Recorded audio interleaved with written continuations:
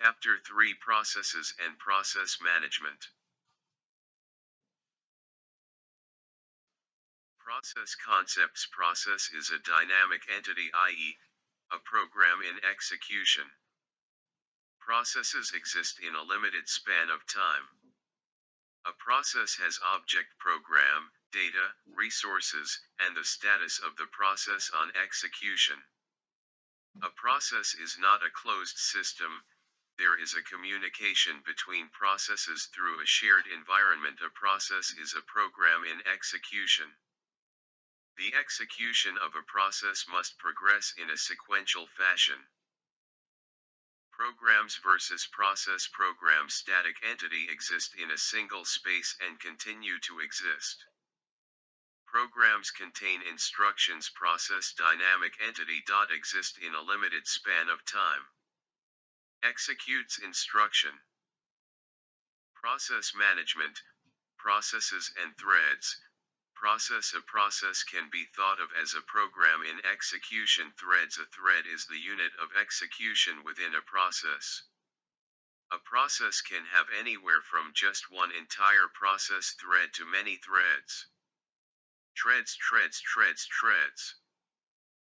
New terminated diagram of process state. Admitted, interrupt, exit, I/O or event completion. Ready, running, scheduler, dispatch, waiting, I/O or event wait.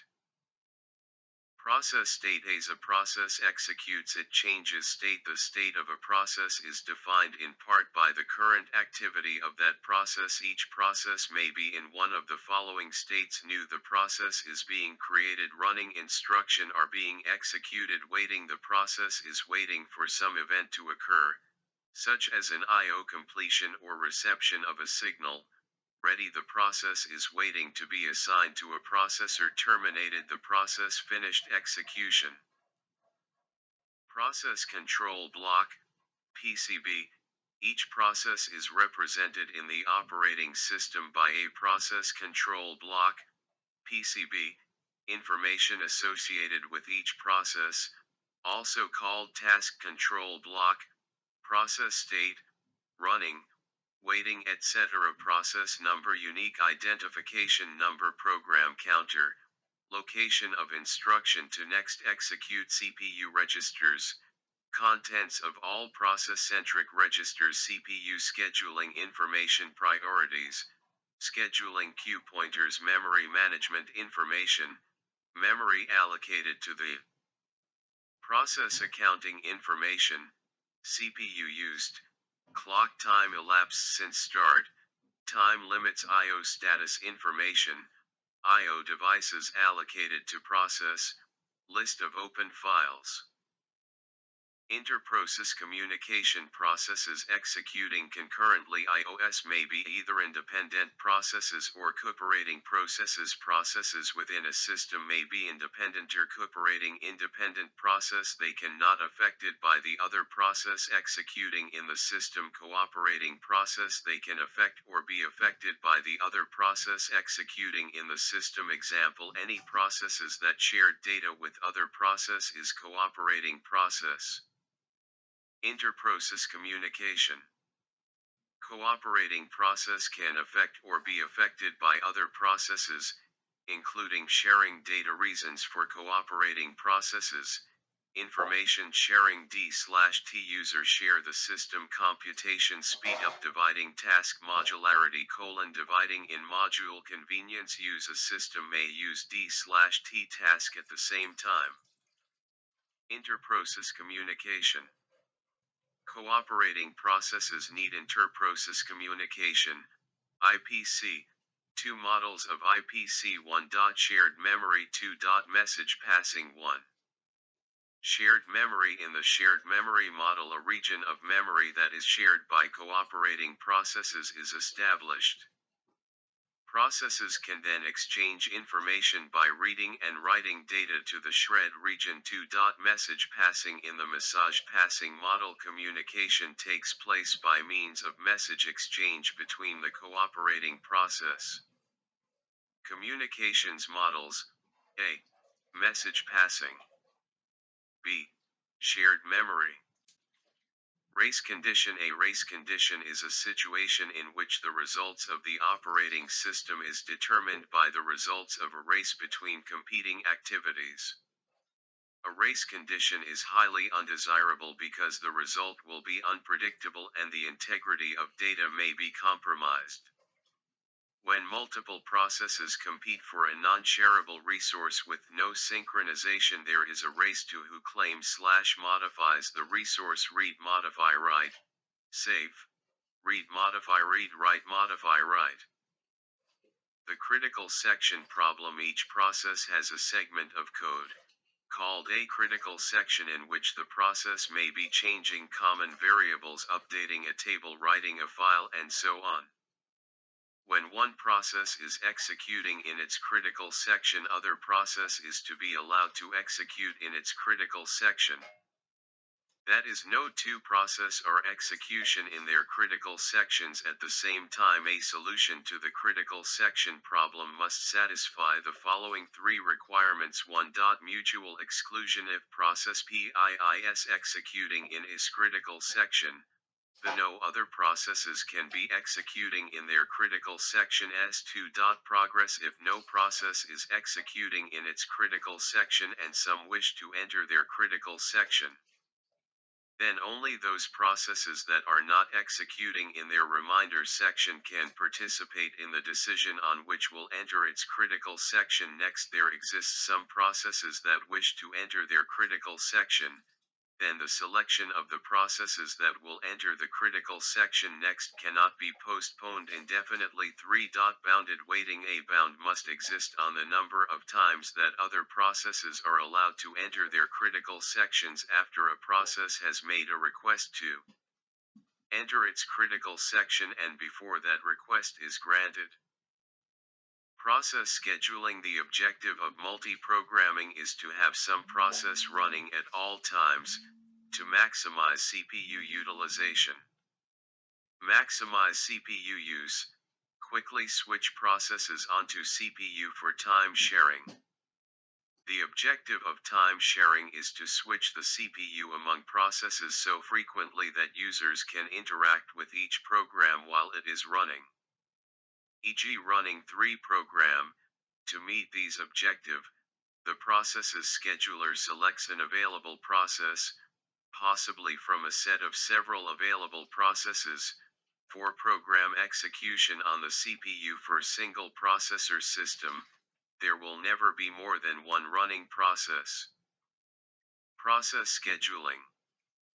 Process scheduler selects among available processes for next execution on CPU. Maintains scheduling queue. Soft processes job queue. As processes enter the system, they are put into a job queue, which consists of all processes in the system. Set of all processes in the system. Ready queue. Set of all processes residing in main memory, ready and waiting to execute. Device queues. Set of processes waiting for an I/O device. Processes migrate among the various queues. Representation of process scheduling. Queuing diagram represents queues, resources, flows. Preemptive and non-preemptive scheduling. A scheduler is the OS component that decides which process will use the CPU at any point in time. The scheduler acts in 4 cases. 1. When we need to switch a process from the running state to the waiting state, typically due to an I/O request. 2. When a process terminates or finishes. 3. If a process transitions from the running state to the ready state, typically due to an interrupt. 4. Finally, when a process transitions from a waiting state to a ready state. Preemptive scheduling is when a process transitions from a running state to a ready state or from a waiting state to a ready state. Case 2 and 3. Non-preemptive scheduling is employed when a process terminates or transitions from running to waiting state. Case 1 and 2. Criteria for scheduling. There are several criteria for invoking the best scheduling policies for a system. Criteria description: CPU utilization reduces the strain on the CPU and manages the percentage of time the CPU is busy. Throughput increases the number of processes completed in a given time frame. Wait time reduces the waiting time of a process. Response time minimizes the time a user has to wait for a process to run. Turnaround time: total time a process takes to run, from start to finish. Includes all waiting time. Scheduling policies to fulfill those criteria.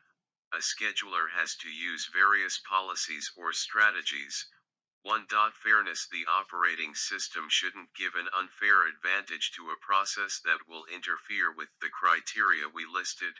CPU utilization, wait time, throughput. It's important to balance long-running jobs and ensure that the lighter jobs can be run quickly. Let's take a look at the policies and then do a final comparison that addresses the fairness of each item. Scheduling policies. 2. FCFS: first come first served, also called FIFO, first in first out, first come first served.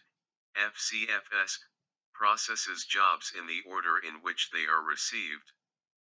This is not a very fair policy, because a long-running job could be running, and other processes have to wait for it to finish. To the end user, this could look like a system freeze or lockup.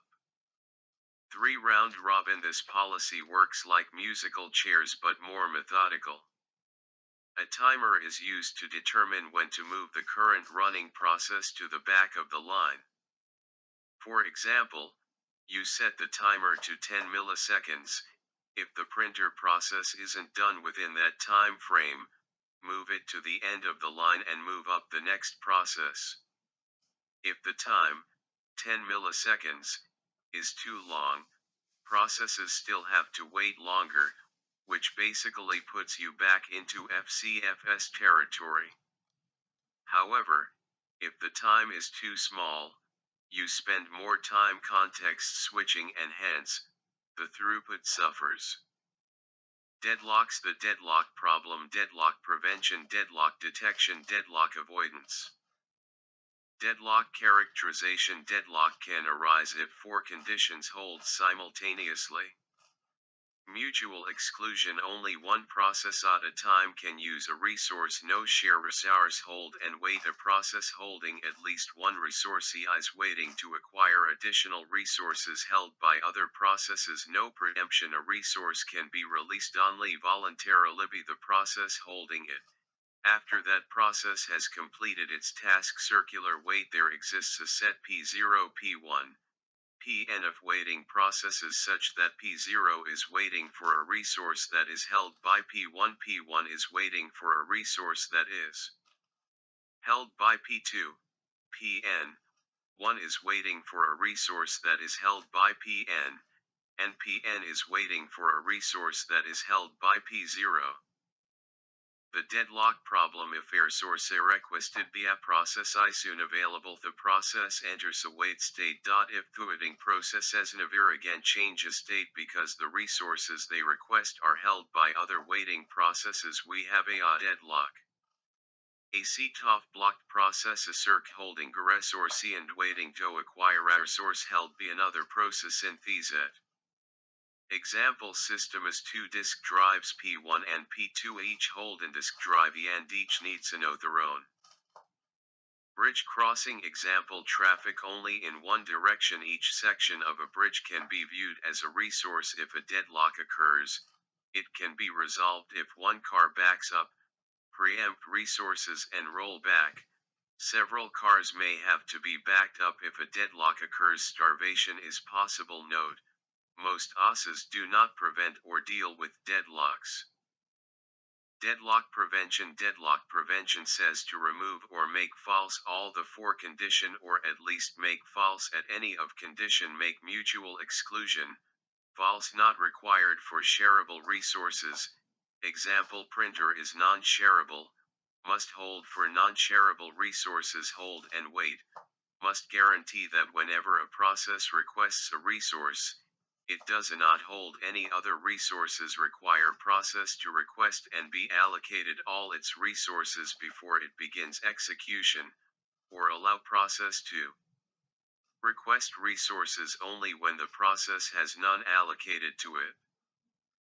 Deadlock prevention, CONT. No preemption. Preempted resources are added to the list of resources for which the process is waiting. Process will be restarted only when it can regain its old resources, as well as the new ones that it is requesting. Circular wait. Impose a total ordering of all resource types, and require that each process requests resources in an increasing order of enumeration.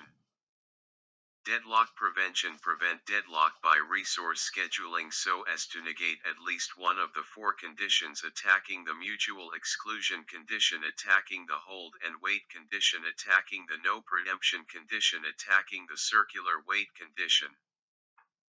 Deadlock avoidance. Simplest and most useful model requires that each process declare the maximum number of resources of each type that it may need. The deadlock avoidance algorithm dynamically examines the resource allocation state to ensure that there can never be a circular wait condition. Resource allocation state is defined by the number of available and allocated resources, and the maximum demands of the processes requires that the system has some additional a priori information available.